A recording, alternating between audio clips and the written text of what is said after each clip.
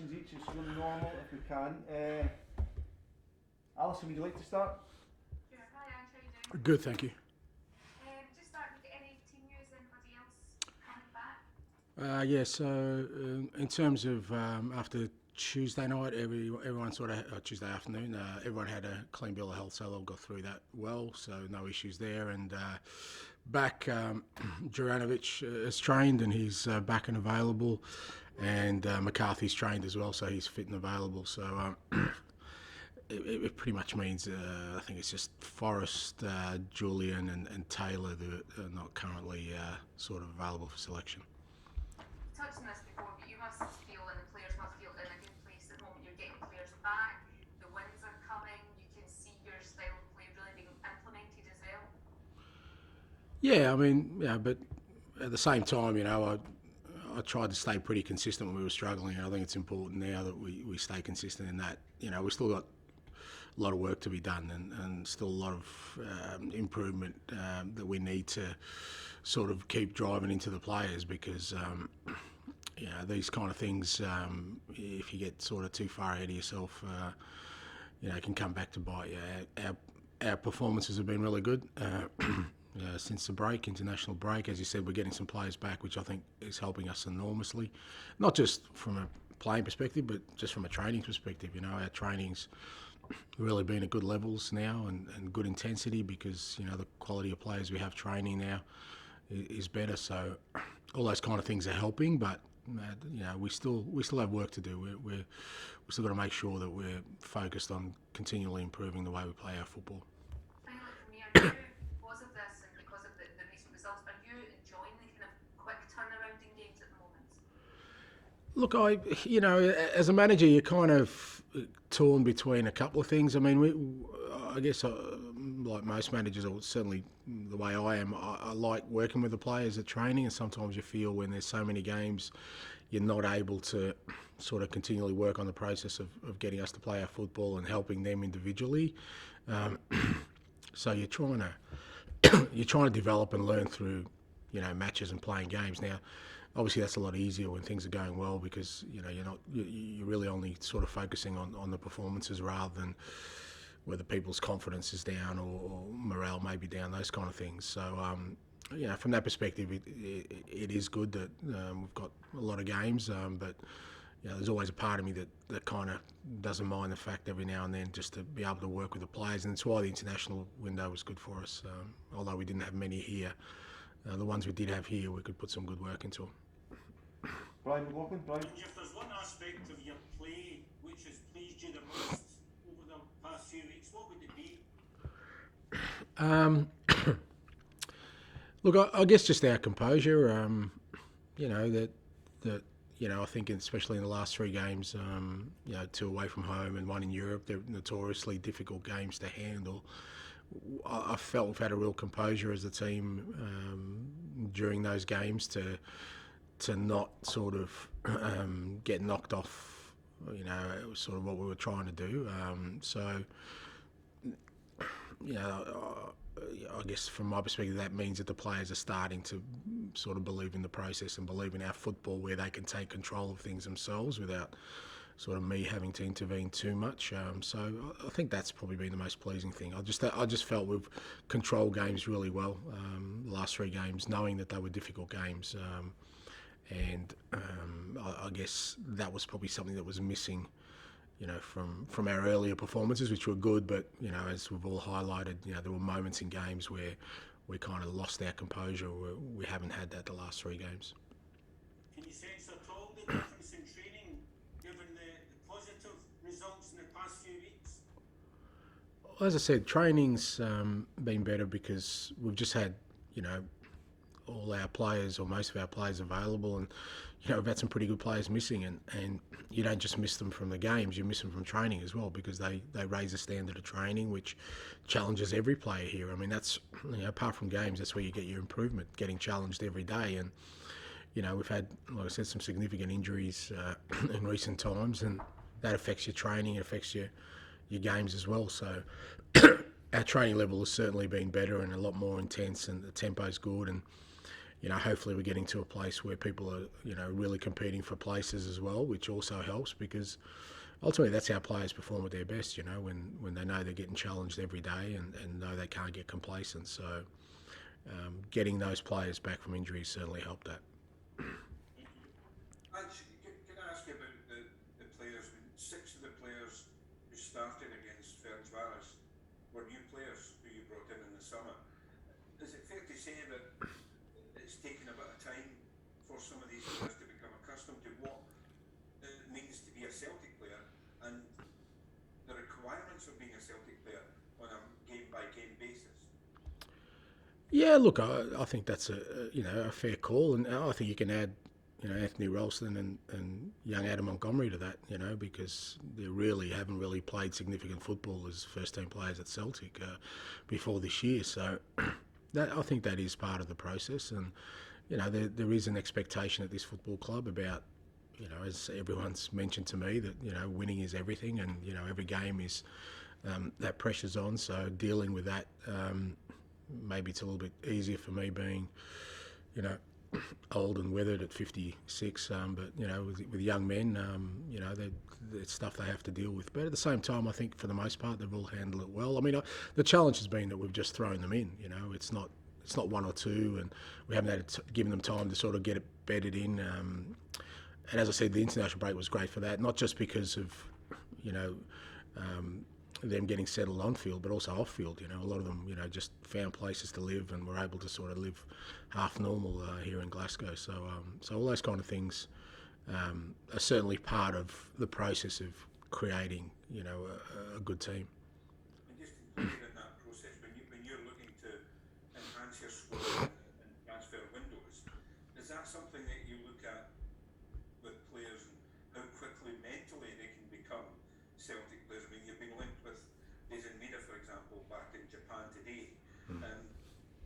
First of all, is there any truth in that? And also, is that the type of player, though,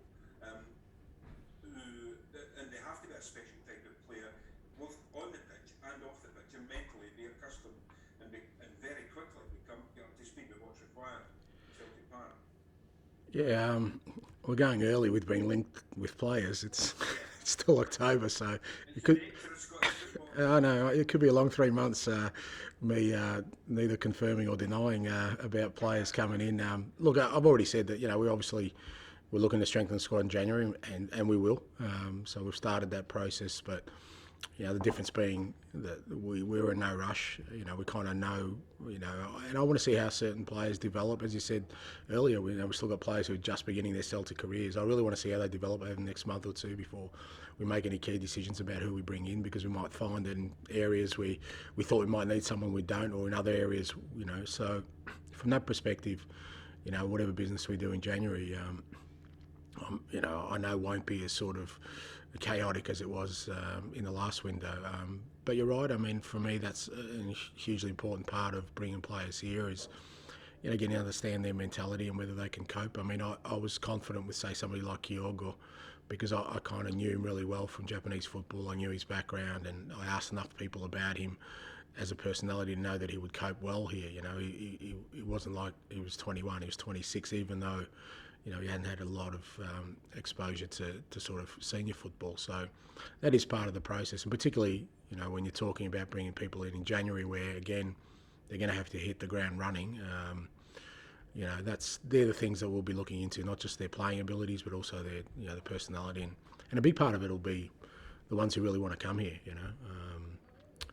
I think that's a big part of it. I think when players show intent that again, if I can.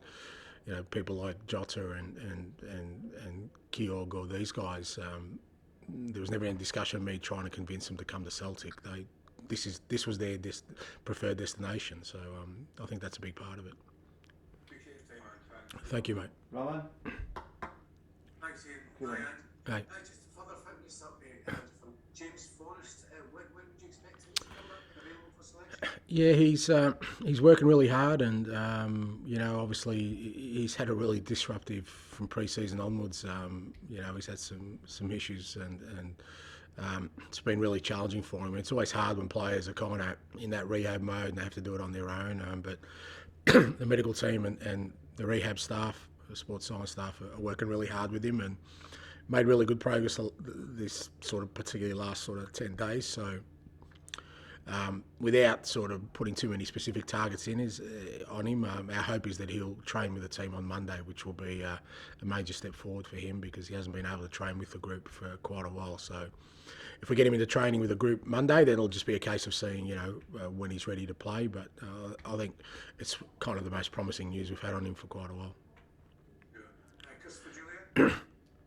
Yeah, Chris is similar. He's been training with us now since the international break. So what's that, 10 days, and going well. But he's a little bit different. He's coming back from a long-term injury. So with him, it's about now getting him to train with the team and getting him to feel good about himself and confident.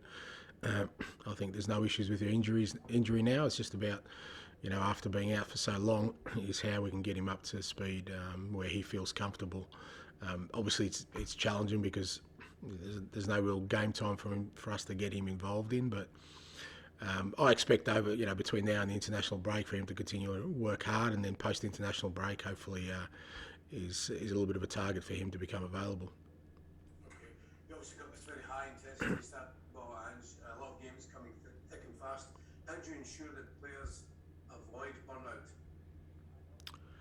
Avoid burnout. Still early days for that. Yeah, we'll look at burnout later on in the season. I think the players are enjoying it.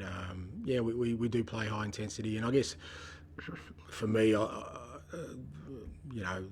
not so much burnout, but definitely I was worried during the last period when we had so many players out and we kept sort of putting players out there on a game-to-game basis. And I think for a lot of them, they worked awfully hard and did their best, but were lacking a little bit of sharpness, there's no doubt, when we had so many injuries. So getting players back will just give me the opportunity that if players need freshening up or just need a bit of a spell, we can do that now.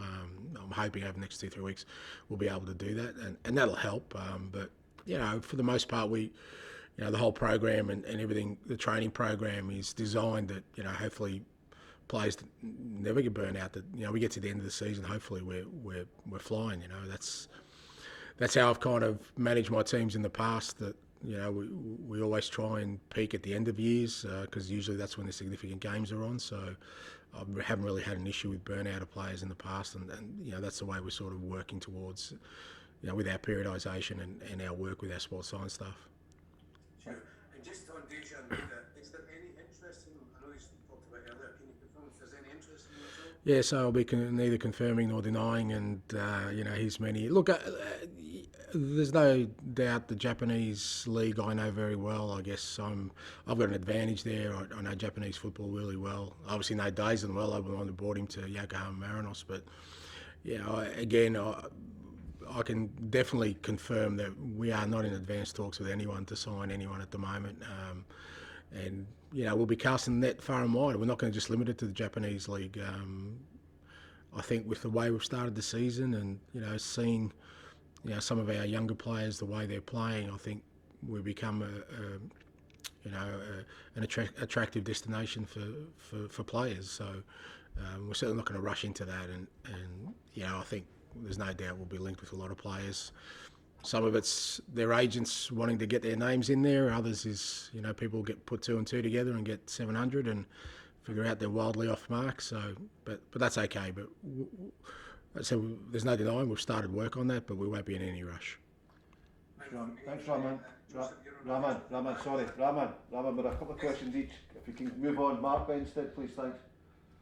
I just wanted to pick up on what you were saying about recruitment a few moments ago. I just wonder how you made it work during the summer, because you've spoken about what was a frantic, turbulent time, a lot of different people giving input, people who didn't know each other, but by and large, you've had probably more hits than misses so far, I would have thought.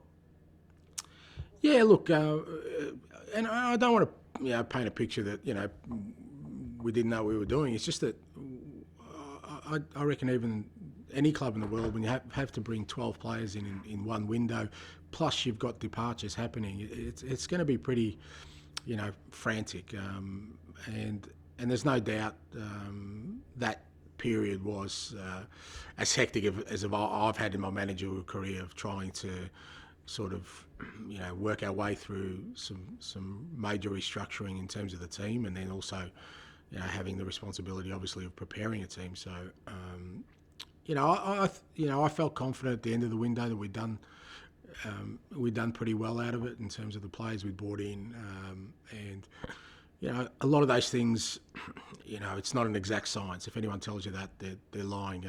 You've seen clubs spend a hell of a lot of money around the world and not get it right, and it's not always just about whether your judgment's right or wrong, or whether the player's good or not. Sometimes it's just not the right fit, and you never really know that until you bring a player in. But I'm really happy with the players we've brought in.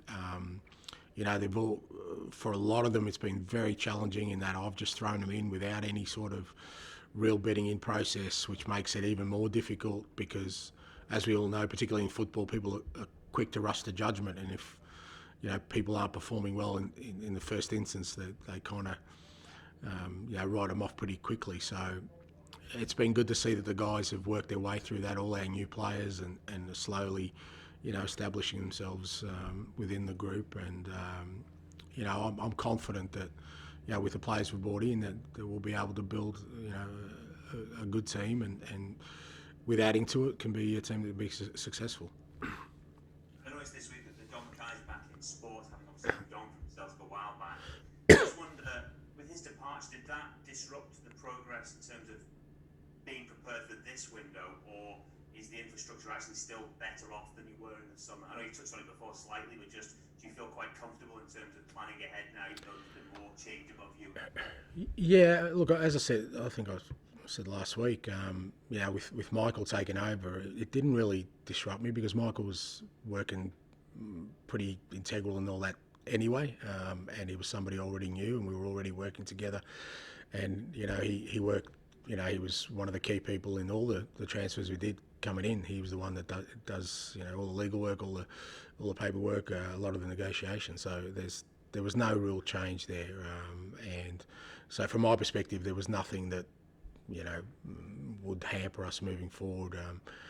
As I said, the early period was just very, very frantic because of the amount of business we had to do, and we had Champions League games and Europa qualifying games, and the league started, so it was a challenging time for sure. Thanks, Mark. Gabriel? Hi, Ange, just a quick word on the weekend, St Johnstone, what are you expecting from there? Yeah, tough game. Obviously they had a fantastic year last year, and I kind of followed them through their early sort of European efforts where I still thought they were impressive. They're a difficult team to play against. They make it very hard for any opposition they play. So it'll be a good test for us. We've sort of started with the last three games and sort of the last two games after the international break with two difficult games, playing away from home and obviously a European game. So it's another challenge for us tomorrow, but being at home at Celtic Park, our form's been really good this year. Performances have been really good. So we want to continue that, and sort of, as I said at the start of the sort of press conference, is not to just because we've had three good games or three good results. Is to think that we're just going to roll up tomorrow and it'll happen again. It's going to be a good test for us tomorrow to keep pushing on and developing our football, and I expected St Johnstone to make it difficult for us. And just finally, obviously show racism, the red card this weekend as well. How important is it to have weekends like this, events like this, to talk about it? And how have you found in your time here that Scottish football has kind of addressed the issue and approached the issue of racism? Yeah, look, it is an important issue. I mean, we had our own sort of issue earlier in the year, and I like the fact that it was dealt with swiftly, and as I said at the time, for me, there's no more grey areas in this issue. It's pretty much an area where people know right from wrong. And look, it's not a problem that's isolated to football, but I think what football's doing really well is, it's highlighting it. And what we know is that, every week there are eyes on our games, and particularly here in Scotland, where I think, the players deserve credit. They all take the knee before the game, and supporters acknowledge that. that's a constant reminder, if people still need one, of the issue still being around and how it should be dealt with. I think it is important. And with issues like this, I've always felt that the people you should listen to are the ones who are most affected by it. I mean, I can't tell you that story because it's not my story. I have a different story. So, with issues such as the issues that are sort of currently in society, particularly around race and colour, listen to the people who are most affected. That's what I do. And if you listen to them, you'll know what the right thing to do and how to act and what needs to be done to rectify it. Okay. Thank you. Thanks very much. Thanks, guys. Thank you. Cheers. Thank you.